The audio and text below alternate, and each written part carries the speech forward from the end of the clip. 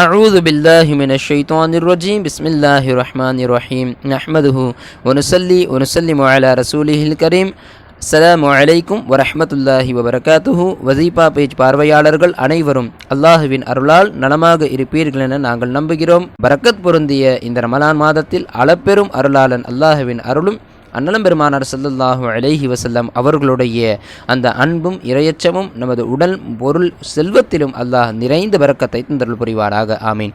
காரணமின்றி பலருக்கும் திருமணம் தள்ளி போய்கொண்டே இருக்கின்றதா, அல்லது நல்ல ஜோடி அமையவில்லையா, திருமணம் நிச்சயமாகி அதன் பின் திருமணம் நின்று விடுகிறதா, அல்லது ஏழ்மையின் காரணமாக திருமணம் நடக்கவில்லையா, அல்லது அழகின் காரணமாக திருமணம் நடக்கவில்லையா, அல்லது குழந்தைகள் எவ்வளவு எடுத்துரைத்தும் திருமணத்தின் மீது ஆர்வம் இல்லாமல் இருக்கின்றார்களா, அல்லது திருமணம் என்ற பேச்சை எடுத்தாலே எரிச்சல் அடைகிறார்களா, அல்லது திருமணமானால் எவ்வாறு ஒரு குடும்பத்தை வழிநடத்துவது என்று தெரியாமல் திருமணத்தை தள்ளி போடுகின்றார்களா, அல்லது மறுமணம் என்ற காரணத்தினால் யாரும் திருமணம் செய்து கொள்ள முன்வரவில்லையா, இது போன்ற எவ்வளவு தடைகள் இருந்தாலும் இன்ஷா அல்லாஹ் அவைகள் அனைத்தும் ஒரே ஒரு தீர்வின் மூலமாக, இந்த வசீஃபாவின் மூலமாகத்தான் அது இன்ஷா அல்லாஹ் தீர்வு பெறும்.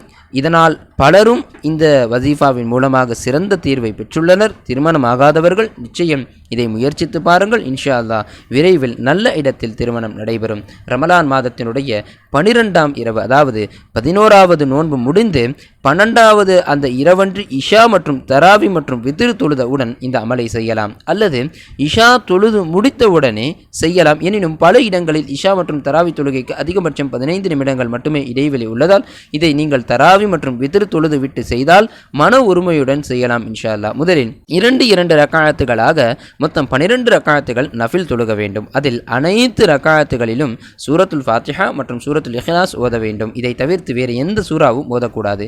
நஃபில் தொழுகையை முடித்தவுடன் அதே இடத்திலேயே அமர்ந்து 100 முறை நபிகள் நாயகம் ஸல்லல்லாஹு அலைஹி வஸல்லம் அவர்கள் மீது ஸலவாத்தை ஓத வேண்டும். அதன்பின் நஃபில் தொழுகை மற்றும் 100 முறை ஓதிய ஸலவாத்தை, அதனுடைய அந்த நன்மையை நபிகள் நாயகத்திற்கு அர்ப்பணிக்கின்றேன் என்று நியத்து செய்து கொள்ள வேண்டும். அதன்பின் குறைந்தது 12 நிமிடங்கள் அதே இடத்தில் அமர்ந்து மனமுருகி துஆ கேட்க வேண்டும். உங்களால் முடிந்தால் அழுது துஆ கேளுங்கள். இன்ஷா அல்லாஹ் அடுத்த ரமலான் பிறை 12 இருக்கும்.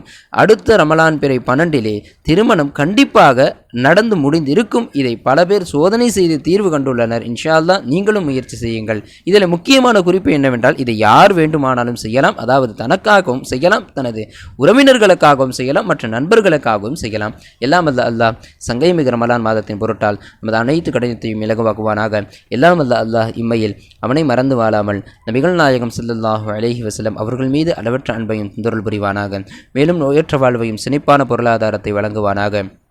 மரண தருவாயில் திருக்கலிமாவுடன் மரணிக்கும் பாக்கியத்தை தந்தருள் புரிவானாக.